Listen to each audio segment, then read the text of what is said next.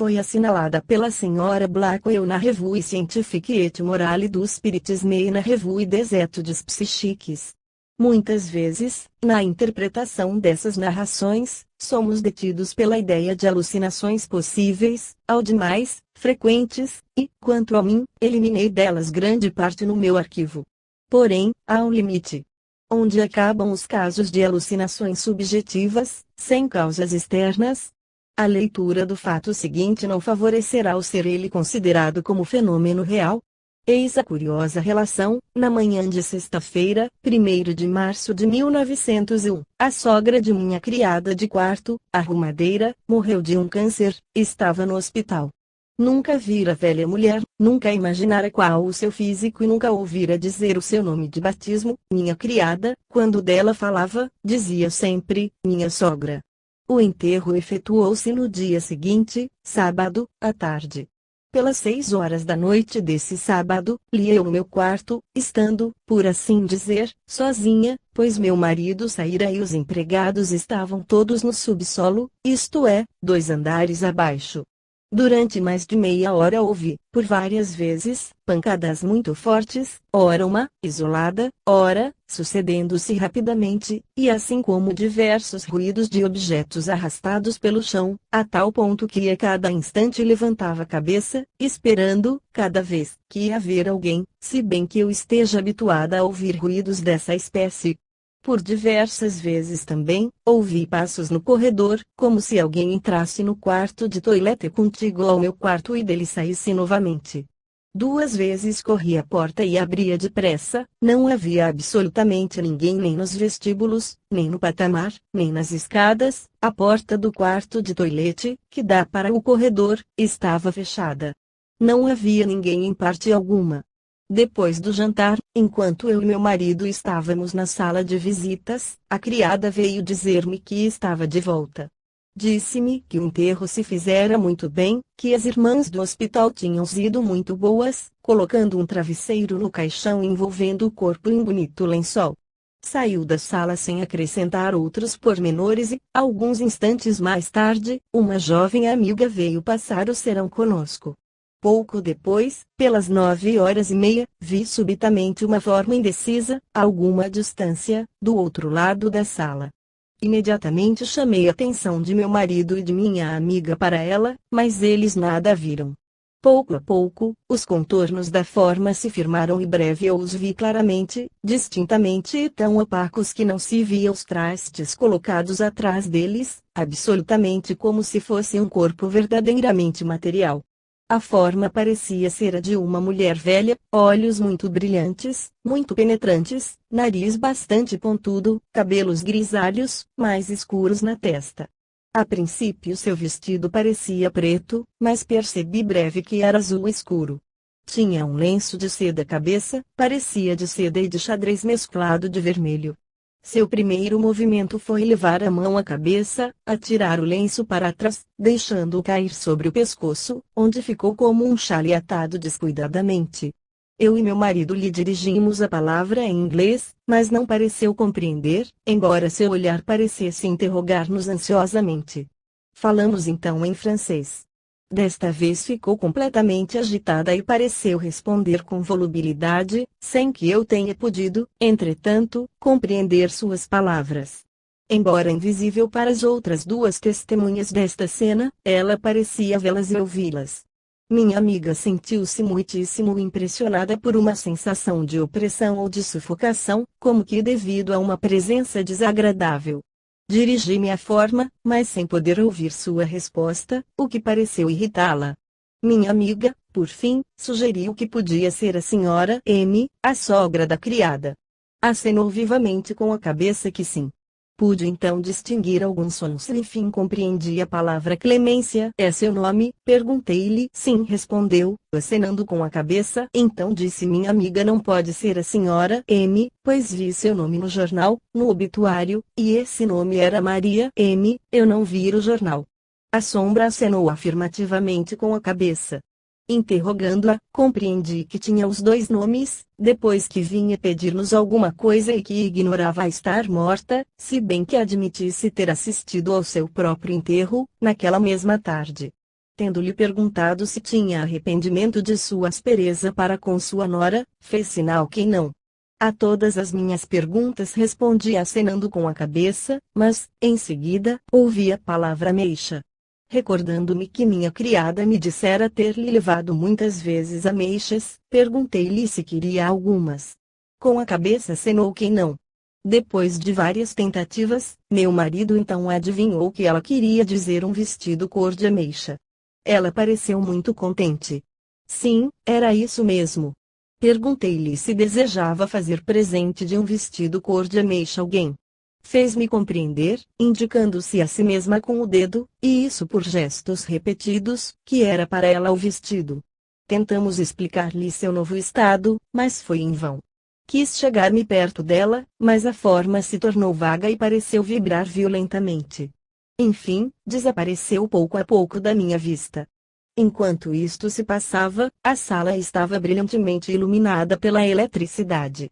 Naquela mesma noite, subindo para me deitar, comecei a falar com minha criada a respeito de sua sogra, dizendo-lhe que minha amiga vira seu nome no obituário, Maria M., e perguntei-lhe se tinha outro nome. Respondeu-me imediatamente que tinha dois, Marta Clemência, e que ela sempre preferira o de Clemência.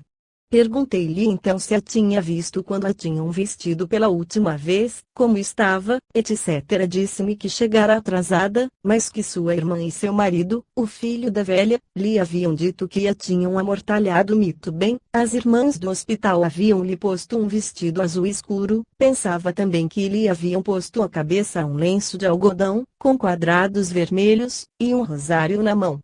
Levei muito tempo para descobrir, no meio de uma quantidade de pormenores, que a velha tinha 72 anos e cabelos grisalhos, mas tendo tido o hábito de tingi-los, na frente, com cosméticos, que tinha olhos brilhantes e havia deixado trastes, os quais, sem dúvida alguma, pertenciam agora a seu filho, o marido de Júlia, mas as roupas eram muito velhas e não valia a pena guardá-las. Excetuando dois vestidos, um preto e outro cor de ameixa, ambos quase novos e de que a velha muito gostava, sobretudo do último. No dia seguinte, de manhã, meu marido interrogou Júlia sobre esse assunto e com muito cuidado dando-lhe como causa do interesse, que lhe despertavam pormenores tão minuciosos, o ser médico e desejar por isso saber como se passavam essas coisas no hospital. Fê-la assim falar até que lhe tivesse repetido tudo o que me havia contado. Dora Blackwell. Testemunhas: Senhorita A. Bard, M.P.D. Wise, Lady Blackwell, Dr. A. Blackwell. Embora reconhecendo a reserva prudente que nos ordena de tomar em consideração ilusões, autossugestões, alucinações, parece-me que qualquer leitor imparcial terá como real aparição acima descrita. A observadora é uma sensitiva. Mas por que esses pormenores vulgares? Por que aqui uma morta tem apego ao seu vestido? Invocamos naturalmente as ideias pessoais dos que contam essas histórias, mas a narradora nada sabia. E então? A morta julgava-se ainda viva. Evidentemente, o mais simples seria negar tudo. Mas podemos nós assim agir? Devemos fazê-lo? Além disso, não possuímos outras quejandas observações. Não vimos anteriormente a senhora Arundel, de Cherburgo, imaginar que não estava morta? A seguinte observação mostra-nos igualmente uma pessoa enterrada com roupas desconhecidas do observador. Foi-me comunicada em Vence, Alpes Marítimos, no mês de abril de 1921, por um homem muito erudito, desejoso de saber, porém pouco disposto a admitir a vida futura, sobretudo porque não podemos ter uma ideia nem da forma, nem da duração dessa vida de além-túmulo. Entretanto, está convencido de que uma morta foi vista no cemitério onde foi enterrada.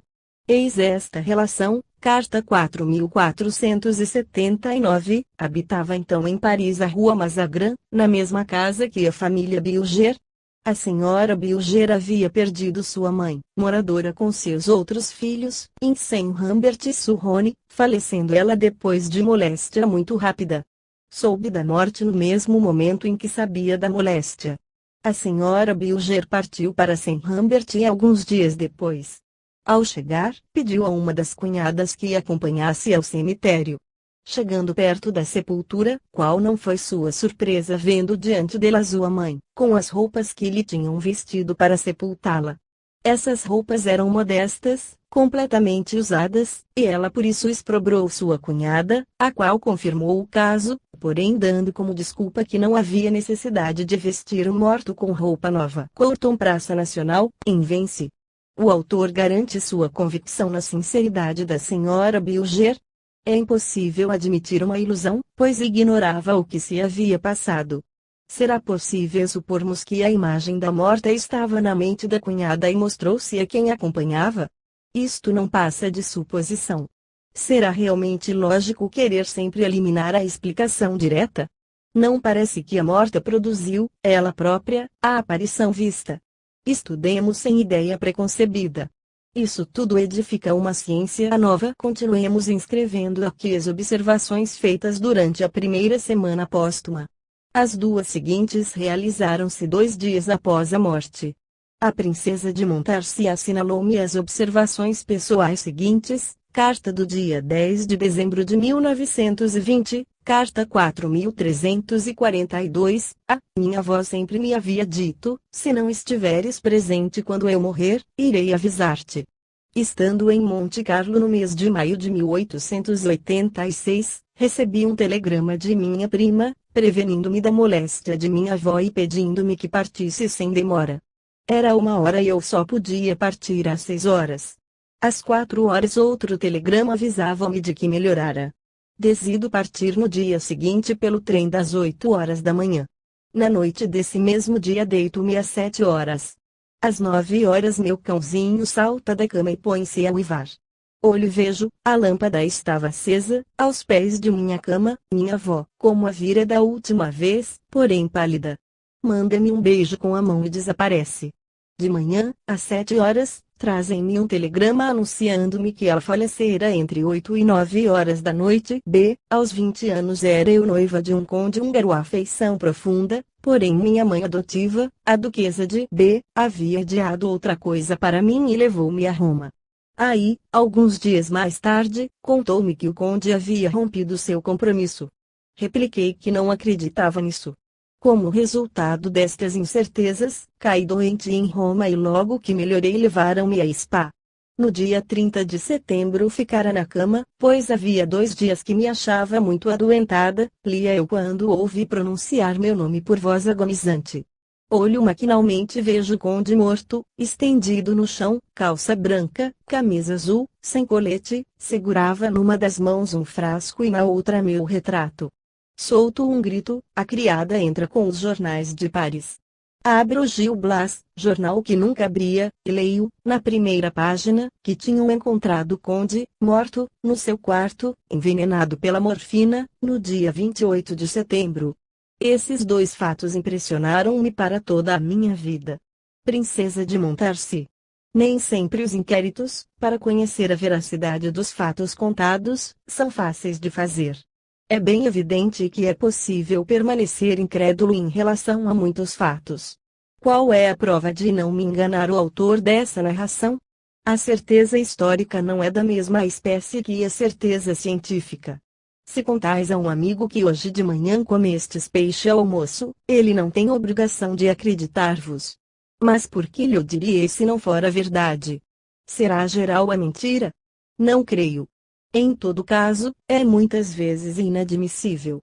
As observações que o leitor vai ler estão impregnadas de tal boa-fé e de convicções tão escrupulosas, e ao mesmo tempo são tão concordantes e tão simples, associadas às impressões ingênuas da infância, que elas atestam muito especialmente a sobrevivência. Eis alguns trechos de uma longa carta, carta 750, meu marido, um dos homens melhores e mais inteligentes que tenham existido neste mundo, prometera-me que, se partisse antes de mim, viria certamente dar-me um sinal positivo da sua vida de além-túmulo, caso lhe fosse possível. Foi ferido em plena saúde por uma insolação argelina que o levou em alguns dias. Morreu no dia 10 de outubro de 1898. Habitávamos, no campo, a mesma casa em que ainda estamos. A família era composta de meu marido, eu e minha filha, muito jovem, viúva com 3 filhinhos, de 2 anos e meio, 3 anos e meio e 5 anos. Durante os dias cruéis que terminaram pela morte de meu marido, amigos tomaram conta dos meninos e os levaram, ocultando-lhes a morte do avô. O mais moço dos 3, Gui, estava, no dia do enterro, sentado à mesa com nossos amigos, cerca de meio-dia, quando, subitamente, levantou-se da cadeira, dizendo: "Vovô está ali, na janela." Olhem. Quis sair da mesa para ir à janela. Ele tinha 2 anos e 6 meses e não somente ignorava a morte do avô, como não tinha ideia do que fosse a morte. No dia seguinte de manhã, ouvi-o num quarto contíguo ao meu, fazendo alarido, todo alegre, pulando, rindo e chamando: "Vovô! Vovô!" Aborrecida, saí para mandá-lo calar. Mas continuava a bater palmas, rindo, e disse-me: "Olhe como vovô está bonito, está todo branco e dá luz."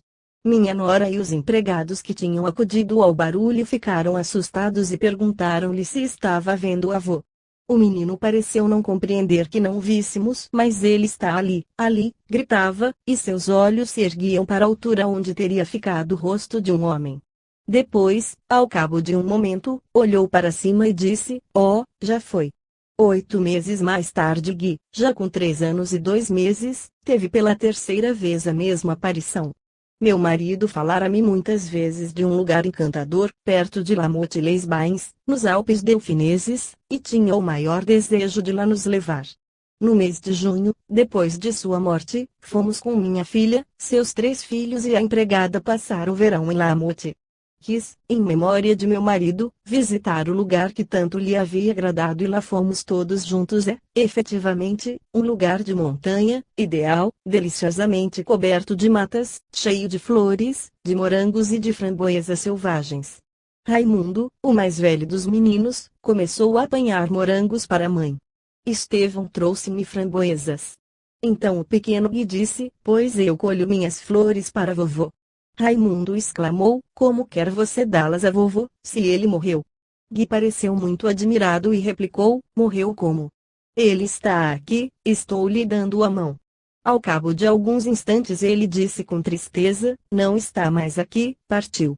Querido mestre, afirmo-lhe a perfeita exatidão destes fatos. Os 3 meninos eram pequenos demais para se recordarem deles, porém minha filha, a ama seca e eu conservamos a sua impressão inapagável. A imortalidade da alma é, como diz, assunto muito grave, tudo que a ela se referir merece tratado com séria boa-fé, sem arranjos e sem ordenação cênica.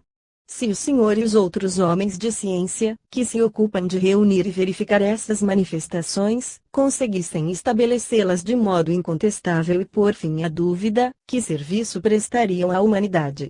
A certeza absoluta de uma vida futura, na qual persistiria a individualidade pessoal, impediria o crime e a mentira, e os que choram seus mortos queridos cessariam de chorar. Toda a gratidão dos que já estão convencidos lhe é devida e lhe pertence, queira receber a expressão sincera da mesma. Bendanucouba, Argel, 20 de julho de 1899. Anne E. Carriere. O fato de esta criança de 2 anos e meio ver o avô parece-me um argumento válido contra a tese das alucinações. Esse inocente nada sabe, não imagina o que é a morte, vê o avô como se este estivesse presente. É inadmissível desprezar tudo isso. A observação que vão ler dá a mesma impressão. Foi extraída dos Proceedings da Sociedade Inglesa de Pesquisas Psíquicas, volume X, pag. 428, e foi estudada por Bosano como relação de uma autopremonição de morte de uma menina de 2 anos e 7 meses, ao qual seu irmãozinho, falecido aos 8 meses, aparecia. A mãe descreve essas aparições nos seguintes termos: "Existirá uma vida de além-túmulo? Se eu disso duvidasse, minhas dúvidas ter-se-iam desfeito perante as visões que testemunhei."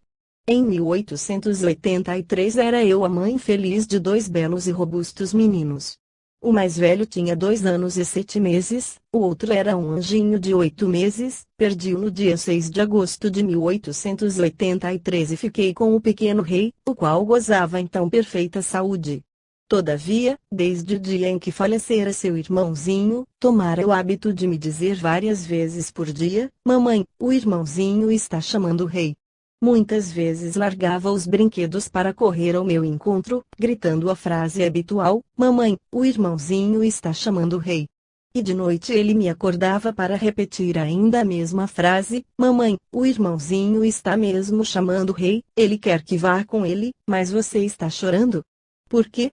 Você não deve chorar quando o rei for com o irmãozinho, porque o irmãozinho quer. Um dia, em que eu estava a vigiar a limpeza da sala de visitas, veio a mim, correndo da sala de jantar onde estava a cadeirinha que pertencera ao irmãozinho morto, nunca o vira tão excitado, agarrou-me pelo vestido e puxou-me para a sala, gritando: mamãe, mamãe, vem depressa, vem ver o maninho sentado na cadeirinha.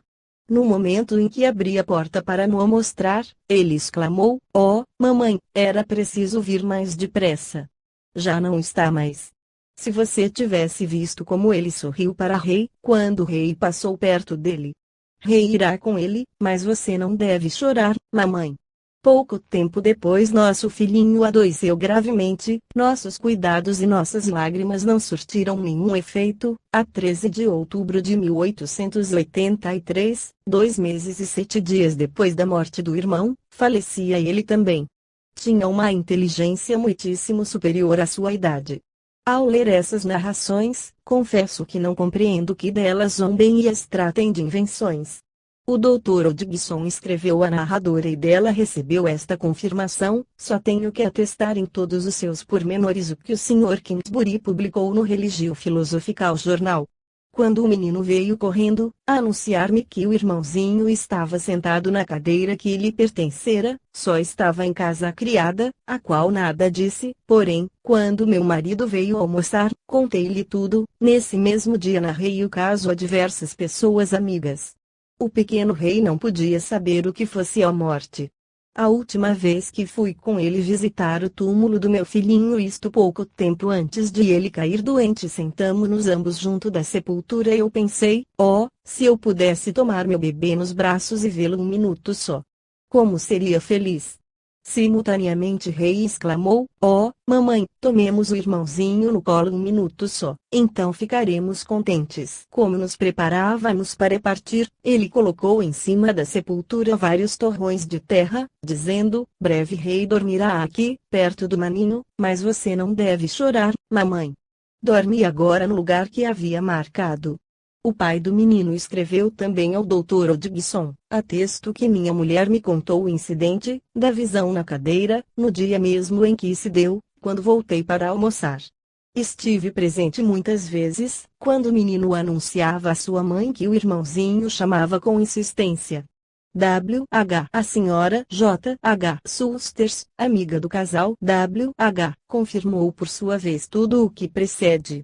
Este fato apresenta um interesse particular, como todas as manifestações supranormais observadas por crianças, porque sua mentalidade virgem está isenta de influências capazes de predispô-las às formas variadas de alucinações sensoriais.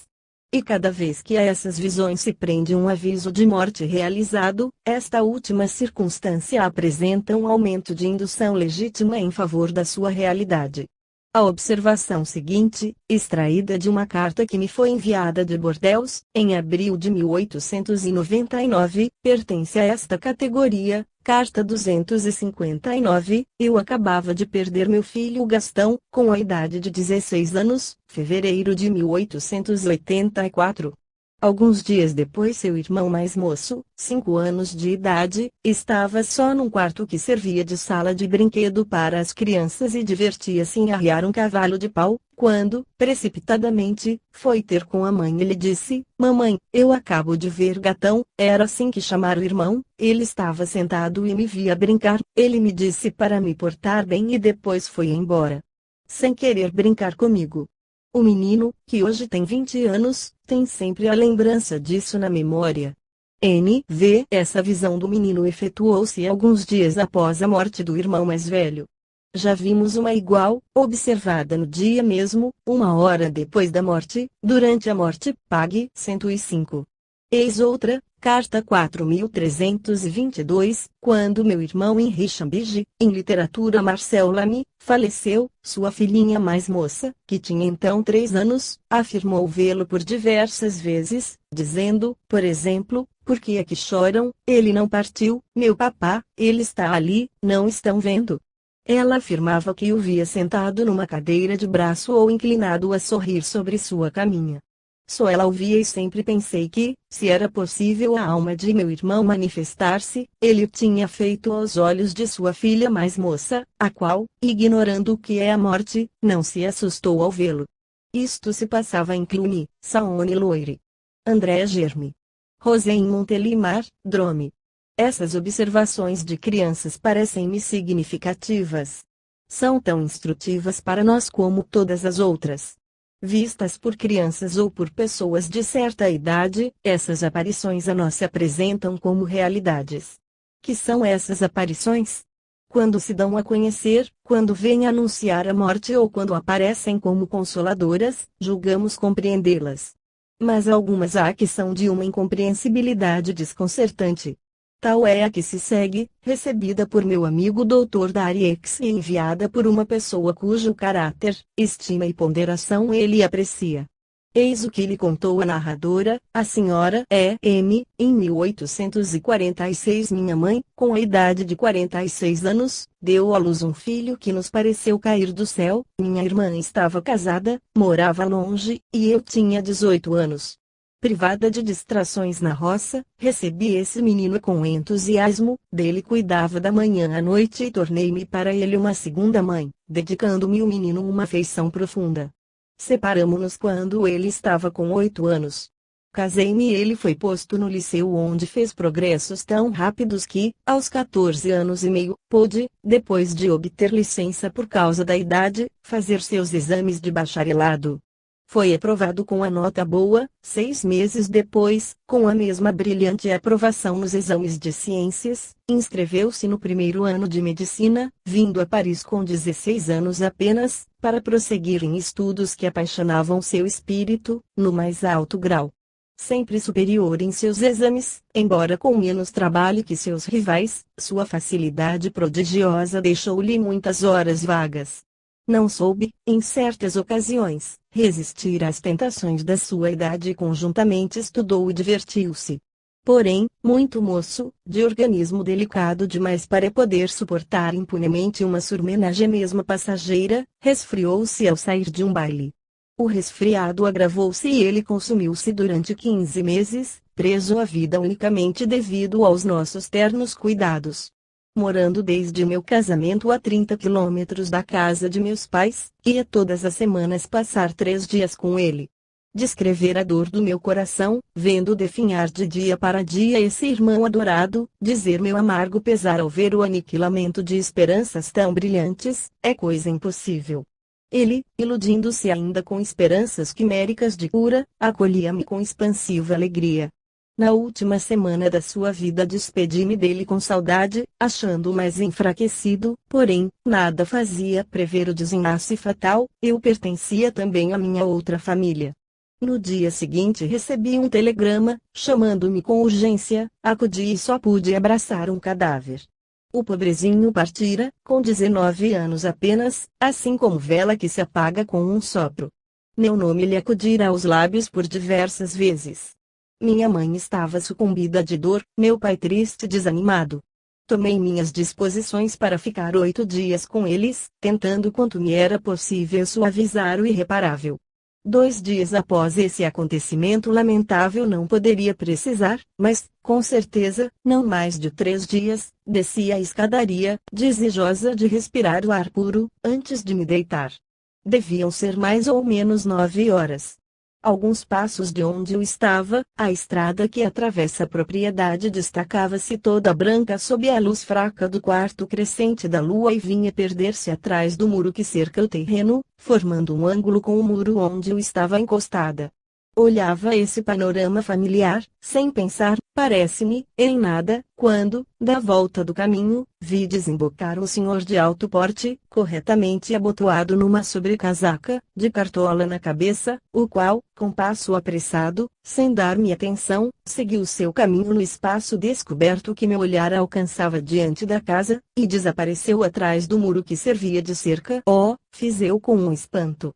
Devido à sua roupa de cerimônia, eis um senhor que está bem atrasado. No dia seguinte, seduzida pela brandura da noite, saí à mesma hora e fiquei de pé no portão entreaberto, sentindo unicamente uma certa sensação de calma, contemplando o céu recamado de estrelas, quando vi, de repente, o mesmo senhor da véspera, vestido exatamente da mesma forma, o qual, com o mesmo andar apressado, atravessou a parte descoberta diante da casa e tomou o caminho atrás do muro que cerca o terreno.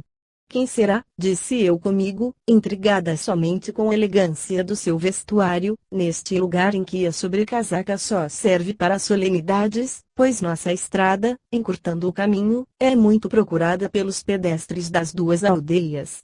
É sem dúvida um corretor de vinhos que vai a uma reunião, acrescentei mentalmente, e, quase satisfeita com minha explicação, entrei em casa sem pensar mais nisso.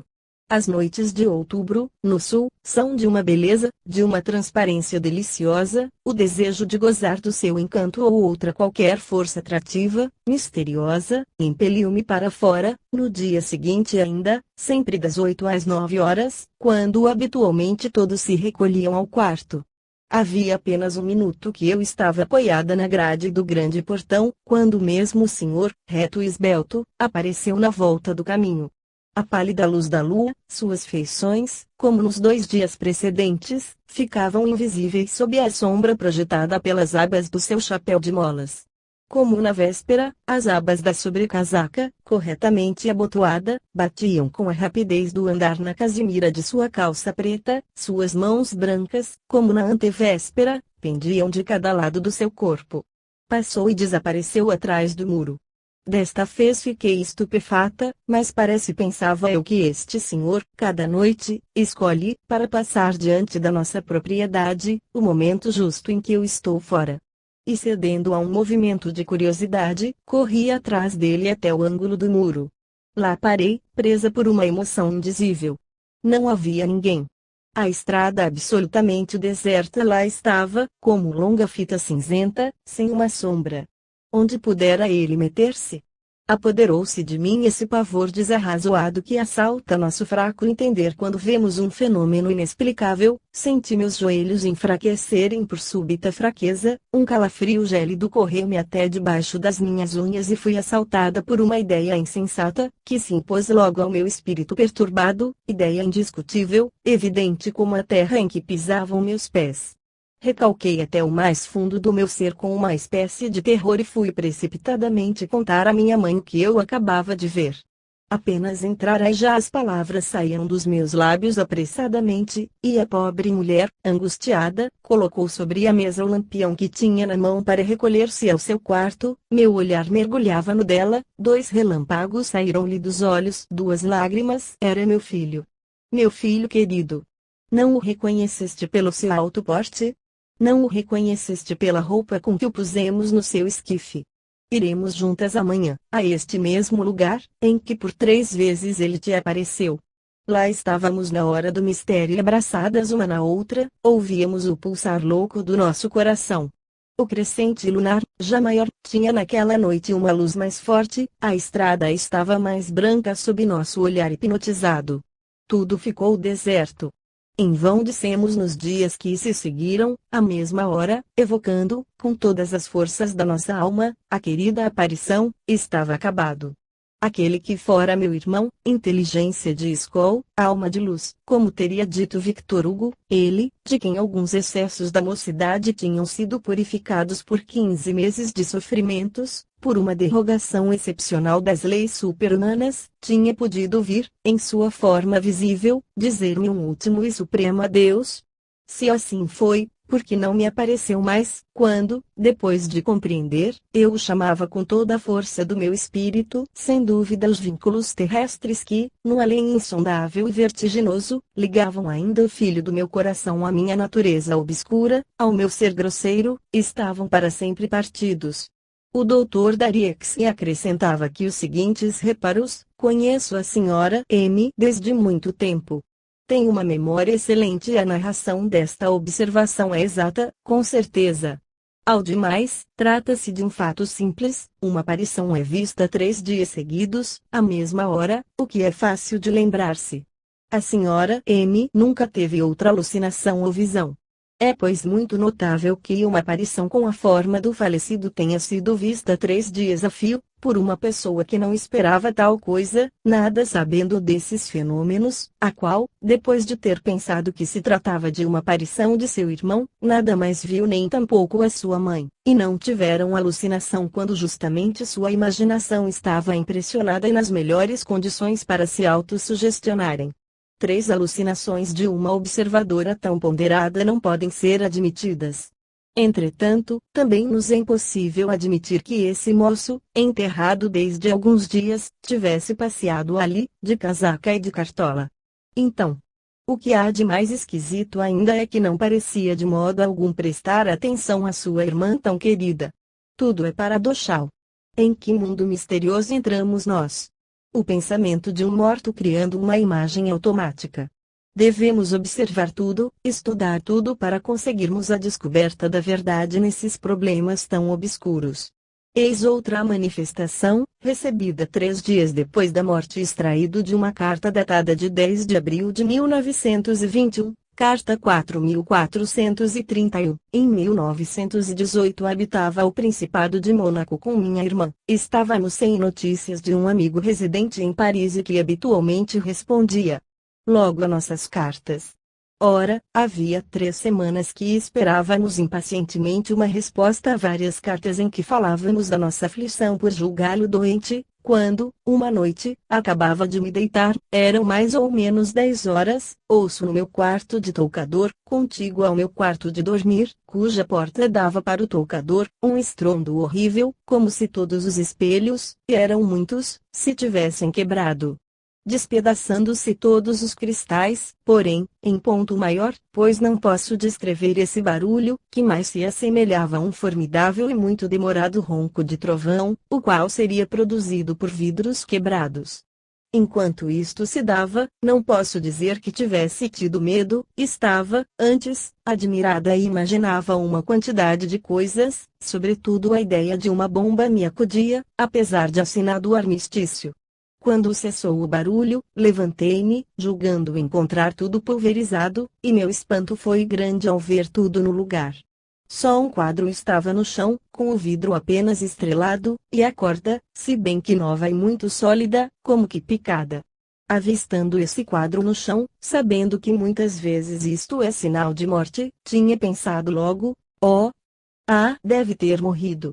Esse barulho formidável foi também ouvido por minha irmã, que estava ao piano, na outra extremidade da vila, casa, muito grande, porém ela julgou que estavam descarregando um carro de vidros quebrados e não lhe deu maior atenção. Os criados também ouviram e foram espiar se na rua algum carro tinha virado. No dia seguinte, de manhã, às 9 horas, eu recebia um telegrama participando-me o falecimento desse amigo, o qual se dera 3 dias antes. Este fato nada tem de mais extraordinário do que os já por si assinalados, mas onde começa o extraordinário é que esse amigo só se manifestou 3 dias depois de sua morte, quando já estava feito o telegrama anunciando-me o falecimento, e que me seria entregue no dia seguinte de manhã. Não quis ele, sem dúvida, fazê-lo no momento de sua morte para não deixar-me ansiosa, impossibilitada de me informar, e esperou o momento em que uma pessoa, recebendo certamente uma participação, me preveniria, e foi o que aconteceu. Para mim, este fato é uma prova absoluta da sobrevivência, pois houve reflexão e espera consentida. Assino com meu nome e meu endereço, peço-lhe, porém, para nada a revelar de pessoal. Estamos eu e minha irmã numa posição delicada em relação à família desse amigo, casado, que viveu muito tempo em companhia de minha irmã, ficando conosco em excelentes termos de amizade, apesar do seu casamento. É obrigatória discrição. Mas o fato em si é um documento para suas pesquisas e eu lhe o entrego em confiança. Quanto a supor que eu o invento, não vejo qual o pretexto para disso ser acusada. Senhora X, acontece que corrijo as provas destas páginas em Monte Carlo, dezembro de 1921, no mesmo lugar onde foi feita esta observação, e vejo mais ou menos como se deu o fato. Todavia parece-me que sua interpretação pode ser discutida. Devo ao general Bertauti a notícia do fato seguinte extraído de uma carta de H.S. Olcott, publicada pelo Spiritual Telegraph do dia 15 de julho de 1854, carta 4516, um pastor, avisado da moléstia do pai, voltava para casa, quando o avistou de pé num campo de alfafa, era esse campo todo cercado. Adiantou-se para apertar-lhe a mão. O velho pulou a cerca, levou o filho consigo e disse-lhe muitas coisas que este pareceram bastante esquisitas. O pastor reparou que o pai estava com boa aparência e ele o julgou completamente curado. Quando chegaram perto da casa, o velho parou e disse ao filho para ir na frente falar com a mãe. A mãe o acolheu profundamente triste. Meu querido filho, disse-lhe ela, seu pai foi enterrado anteontem. Ele afirmou que era seu próprio pai quem acabara de encontrar e que nunca lhe parecera mais bem disposto. Levou muito tempo para se convencer de que o pai havia realmente morrido. Ao enviar-me esta relação, o general Bertauti fazia-me notar que via nisso uma ação telepática do espírito do morto sobre seu filho, uma ação psíquica sobre sua vista e sua audição. Não é, acrescenta ele, uma alucinação, que não corresponde a nada, é uma aparência, uma ilusão provinda de certas condições preenchidas, um fenômeno real produzido por um fato, ficando por deslindar sua causa e seu mecanismo. Sim, somos obrigados a reconhecer que esses fatos, tão diversos, são ao mesmo tempo reais e inexplicáveis. O seguinte acha-se nos mesmos casos. Uma mãe recebe em sonho a indicação do lugar em que foi inumado seu filho, morto na guerra. A carta abaixo transcrita foi-me dirigida de Cherburgo a 13 de outubro de 1921 pela senhora Demeantes, diretora de uma escola primária, carta 4714, era nos últimos dias do mês de maio de 1915. Sofria eu o mais rude golpe, a dor mais violenta que uma mulher possa sofrer. Acabavam de anunciar-me a morte de meu filho mais velho, Jorge, sargento no 25º Regimento de Infantaria, prostrado a 23 de maio no ataque do Labirinto. Morria aos 27 anos, deixando a mulher com 24 anos e 2 filhinhos. Todos que o conheceram dizem que era um rapaz sério e sossegado, muito instruído, de coração terno e bom e dotado de grande energia. Para nós todos foi uma dor imensa. Consumida o dia inteiro pela verdade atroz e sobretudo pela suposição tão cruel então de que o ente querido não tivera caixão, meu sofrimento era daqueles que não podem ser descritos. Também à noite eu só podia dormir à custa do bramoreto de potássio, que meus filhos me davam. Noto esse pormenor para bem marcar que na noite, de que vou falar, descansava com um sono calmo e profundo que não se devia interromper sem causa, para continuar depois, quase que imediatamente. Ora, dormindo, vi um quadro com o número 13. Eu o vi, muito nítido, muito claro, e logo, sem que nenhum abalo, nenhum barulho me tivesse despertado, abri os olhos, bem acordada, como se fosse de dia. Disse comigo, acabo de ver isto, que significará? E, sem esforço, adormeci de novo. No dia seguinte contei à minha família o que tinha visto e ninguém se ocupou mais disso. Estávamos, repito, nos dias que se seguiram imediatamente à morte. Nesses mesmos dias meu genro, o Sr. Tricart, professor em Cherburgo, partiu para a frente, para esta mesma região ao norte de Arras. Disse-me que tivesse coragem, jurando-me que tudo faria para descobrir a sepultura do nosso Georges. Cumpriu sua promessa este querido e chorado filho, o tenente Tricart foi morto em Verdun, em setembro de 1916. No dia 8 de agosto de 1915 escreveu-me uma carta enternecedora, que conservo em meu poder, na qual me mandava a planta do cemitério onde repousava meu pobre filho. Essa planta lhe havia sido dada pelo capelão que presidira a inumação e que escrevera no verso os pormenores desejados. Junto lhe remeto essa planta, não reproduzida aqui. Vê-se nela as sepulturas representadas por linhas paralelas e uma dessas linhas mais comprida que as outras tem ao lado estas palavras: 13ª sepultura, G. Demeantes. Imagine minha emoção. O quadro, com o número 13, visto no meu sonho, numa das noites subsequentes à morte de meu filho, acudiu-me logo à mente. Esta aproximação perturbadora fez nascer em mim mais do que uma esperança, uma convicção independente mesmo de qualquer dogma religioso, é que o melhor de nós mesmos não perece com o corpo, o espírito daqueles que perdemos subsiste e vive fora da nossa pequena esfera.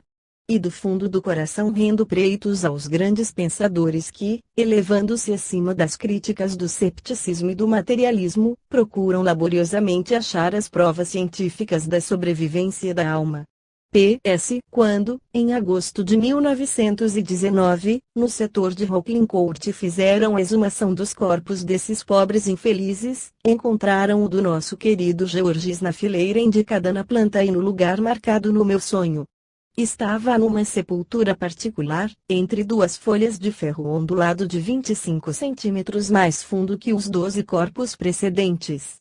Descansa ele, agora, no cemitério militar de Rockland Court. L. Demeantes. Não considerando mesmo esta observação sob o ponto de vista sentimental, é ela de alto interesse. Antes de tudo, digamos que a sinceridade e a inteligência da narradora não estão em discussão. Mas como o princípio de meu inquérito é geral, devo dizer que tive a confirmação desse valor intelectual por meu sábio amigo Dr. Vailetial de Mouliac, de Cherburgo. Agora, qual é aqui o papel do exame crítico? Que hipóteses são apresentadas para a explicação? Primeiro, que o caso não é verdadeiro, é uma anedota inventada pela narradora, não podendo isto ser aceito aqui. Segundo, que o número 13, visto nesse sonho, foi coisa acidental, que nada significa, foi produzido pelo estado de sofrimento moral da mãe aflita, e que a coincidência do lugar da sepultura com esse número é meramente acidental, mas poderá satisfazer-nos esta explicação. As circunstâncias dessa visão, a aflição da mãe em saber se o filho recebeu uma inumação conveniente, não deverão ser considerados para nosso julgamento. Terceiro, que esse filho morto não teve participação alguma na visão, imaginando que a senhora Demeantes foi dotada de uma faculdade de lucidez transcendente, viu em espírito esse lugar da sepultura, suposição justificada por todos os exemplos de vista à distância que meus leitores conhecem, mas o caso não é este, ela não viu nem o cemitério nem a sepultura, e não havia nenhum número. Quarto, a estas hipóteses devemos preferir a explicação mais direta, comunicação de pensamento entre o filho e a mãe, telepatia que se expressou pelo número representando o lugar da sepultura. Parece-me que, logicamente, nos devemos firmar nesta conclusão. Conhecemos outros casos análogos, aquele, por exemplo, que se lerá mais adiante, nas manifestações observadas mais de 3 anos depois da morte, o caso de um oficial morto nas mesmas circunstâncias e cujo lugar de inumação a mãe desejava ardentemente conhecer, carta 4378, lugar que ela conheceu pela aparição de seu filho entre um russo e um alemão. São transmissões de pensamentos entre o filho e a mãe, cujo modo de agir não adivinhamos, mas que provam a sobrevivência doente em um estado que não pode ser conhecível pelos nossos sentidos terrestres. Eis outra ordem de manifestações completamente diferente. O Sr. Armand Moulin, empregado superior nas estradas de ferro do estado, escrevia-me em data de 28 de agosto de 1921. Carta 4681. Muito querido mestre, faço empenho em referir-lhe o que minha avó me acaba de contar pela 10ª vez, ou seja, o fato seguinte: que se deu na família de seu marido, meu avô. Nela havia um cunhado que morreu aos 25 anos. Durante sua moléstia, quando queria chamar pela mãe, batia 3 pancadas numa arca de madeira, colocada perto de sua cama. Antes de expirar, pediu que depois de sua morte mandassem dizer missas pelo descanso de sua alma. Seu pai, que não acreditava na religião católica, não tomou o pedido em consideração. Algumas noites depois do falecimento, a mãe sentiu sobre si uma pressão esquisita, que lhe deu grande susto, e em seguida ouviu 3 pancadas semelhantes em intensidade às que o seu falecido filho produzia antes de morrer. Essas pancadas provinham da arca, colocada ainda perto do leito do falecido. O pai sentiu igualmente a pressão e ouviu as 3 pancadas. Este fenômeno se repetiu várias noites e minha avó ficara tão impressionada que não se deitava mais. Seu marido acabou enfim por consentir em mandar dizer as missas e tudo cessou. Apesar de já terem decorrido muitos anos desde esse acontecimento, ser-lhe-á muito fácil fazer um inquérito, se o quiser. Minha avó ainda vive e seus filhos também. Sou fiador da sua perfeita boa-fé e ouvi narrar esses fatos por mais de uma vez. Se quiser servir-se dele nas suas obras, das quais sou fervoroso admirador, autorizo com prazer a fazê-lo, no interesse do fim que pretendeis. Segue abaixo um atestado de minha mãe. Marc Moulin, em Paris. Atesto a exatidão do que se acha acima. Louise Moulin. Conforme meu método habitual de inquérito consecutivo, perguntei ao autor se ainda existiam testemunhas dessa observação. A resposta enviada de Bussière e Poitevin, a 4 de setembro de 1921, trouxe-me a confirmação com todos os pormenores. Esta carta terminava deste modo: para meus avós, era, sem dúvida alguma, o espírito de seu filho que reclamava as missas pedidas, para as quais tinha ele deixado o dinheiro necessário. Catherine Dupont, esposa Colin.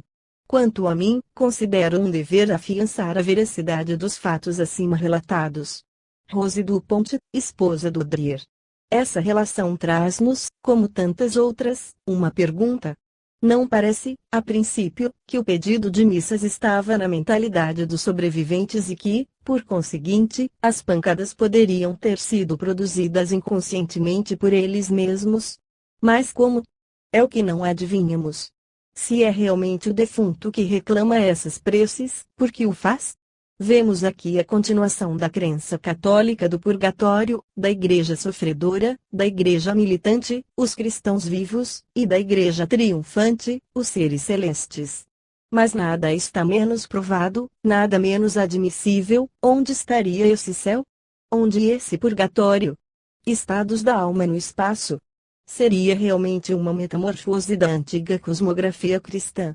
É o que também não adivinhamos. Já notamos anteriormente, neste capítulo mesmo, um pedido de missas análogo ao precedente, uma reclamação de prece no Rosário, capítulo 5. Esses pedidos de preces têm com que nos surpreender, são bastante frequentes e é dever nosso assinalá-los aqui. Que explicação se lhes pode dar? Que parte têm os viventes nessas manifestações? Este caso se apresenta nas famílias católicas que acreditam nas almas do purgatório, não nas famílias protestantes que nelas não acreditam. Pode pensar-se em alguma autossugestão. Ouvem pancadas insólitas. Dizem consigo: eu lhe tinha prometido preces. Ouvem mesmo uma voz que as reclama. Como explicar que os ruídos cessam depois das missas, o mesmo acontecendo nas casas assombradas? Acode-nos naturalmente a ideia de que, assim como certas respostas tipológicas parecem ditadas pelos próprios consulentes, assim também esses ruídos podem ser produzidos pelos próprios ouvintes. Mas como? Comparações numerosas e variadas poderão unicamente nos instruir. Seja como for, devo anotar que esses pedidos de preces, essas reclamações de missa são de tradição antiquíssima. Pode ver-se no Museu Van Dyck de Bruges um díptico significativo, representando um esqueleto a contar moedas de prata com uma das mãos e com outra a mostrar um contrato escrito, achado por um padre. Neste momento tenho sob as vistas a fotografia desse quadro, parece, com efeito, representar uma reclamação dessa ordem. Uma visitadora desse museu escrevia-me a esse respeito, carta 4781, que ela conhecia um incidente dessa espécie, o qual se deu na Mayenne. Uma rendeira, apavorada por algazarras misteriosas, teve a ideia de se dirigir ao cura, que fez buscas e descobriu uma doação escrita, feita antigamente, para que dissessem missas e que fora olvidada. As missas foram ditas e as algazarras cessaram. Voltaremos a falar desse enigma. Dentre as objeções que nossa razão traz inevitavelmente contra a autenticidade das aparições de mortos, podemos imaginar muitas vezes que não passam de visões subjetivas. Porém, quando é ignorado o falecimento, é impossível aceitar esta interpretação. Tal é o caso seguinte, que me foi endereçado da Suíça, em 29 de maio de 1899, carta 420, tenho 76 anos e não tenho recordação nenhuma de alguma aparição sobrenatural que me fosse pessoal. Mas descrevo-lhe uma que testemunhei na minha infância. Achava-me no quarto de morada de meu tio em Winsenheim, Alsácia. Minha tia estava na cozinha, ocupada a amontoar lenha. Subitamente ouço-a soltar um grito horroroso. Entra apavorada no quarto e diz chorando: minha irmã Hannah morreu. Apareceu toda vestida de branco, atrás dos feixes de lenha. Com efeito, essa irmã que habitava Grussenheim, aldeia distante uns 20 quilômetros dali, tinha morrido alguns dias antes. G. Bloch, Lelouch. Essas visões não são muito raras. Notar-se-á uma igual, mas para adiante. Tal é também a que se segue. Lord Beresford comunicou a observação seguinte à Sociedade Inglesa de Pesquisas Psíquicas: estávamos na primavera do ano de 1864. Achava-me na fragata Racone e navegávamos entre Gibraltar e Marsella, quando, precisando ir ao meu beliche para lá tomar meu cachimbo, vi dentro do beliche um caixão e neste meu pai, vi isto tão distintamente como se fosse real. Fiquei profundamente impressionado e contei o que tinha visto aos meus companheiros que estavam perto, sentados entre os canhões e conversando. O mesmo fiz com o capelão de bordo, o Rev. Onslow, narrando-lhe o caso. Poucos dias depois chegamos a Marsella e lá soube da morte de meu pai, o qual fora enterrado no mesmo dia e na mesma hora em que me aparecera, meia hora depois de meio-dia. Acrescentarei que no momento da aparição o tempo era esplêndido, e que eu não tinha nenhum desassossego a respeito de meu pai, tendo recebido recentemente notícias de sua saúde, que melhorara. Entre meu pai e eu houve sempre grande simpatia, muito superior à que existe habitualmente entre um homem de 72 anos e um rapaz de 20, sendo estas as nossas idades quando se deu a aparição. O inquérito estabeleceu que o pai do observador morreu em Kensington, a 29 de abril de 1864, e foi enterrado a 4 de maio. A visão desse pai em seu caixão efetuou-se no dia do enterro, 5 dias após o falecimento. Será o defunto que se manifestou, que pensou em seu filho quando o seu cadáver já estava no esquife. Será o filho que pensou no pai por uma súbita lucidez e sem causa aparente. Também podemos imaginar que houve transmissão telepática entre um parente assistindo às exéquias e o filho do falecido, mas não será isso muito mais afastado da probabilidade. Em todo caso, vemos como todos esses fatos, descurados até agora, merecem nossa atenção. O amor fraternal de Ernesto Renan pela sua irmã Henriette é fato conhecido e é sabido que uma moléstia súbita e cruel quase que a ambos matou ao mesmo tempo no dia 24 de setembro de 1860, em Anstit, perto de Beirute. Lemos numa das mais comovedoras páginas do grande escritor, 2 ou 3 vezes nos sonhos da febre, a mim mesmo dirigido o vida atroz, julguei ouvi-la, chamando-me da sepultura onde seu corpo fora depositado. A presença de médicos franceses, no momento de sua morte, afasta, sem dúvida, essa horrível suposição. O céptico filósofo não parece ter pensado na possibilidade de uma comunicação póstuma entre ele e a sua irmã tão querida. Conhecemos entretanto fatos dessa ordem. Quanto à sobrevivência da alma de sua irmã, escreve mais adiante, não será feita a imortalidade para almas como esta? A matéria não existe, pois ela não é um todo, não é o átomo que existe, pois é inconsciente. O que existe é a alma, quando ela imprimiu realmente seu sinal na história eterna da verdade e do bem. A parte realmente eterna de cada um de nós é a sua relação com o infinito. É no lembrar-se de Deus que o homem é imortal. É lá que nossa Henriette, radiosa para sempre impecável, vive 1000 vezes mais realmente que na época em que lutava com seus fracos órgãos a fim de criar sua pessoa espiritual, quando atirada no meio do mundo, o qual não sabia compreendê-la, procurava com afinco a perfeição.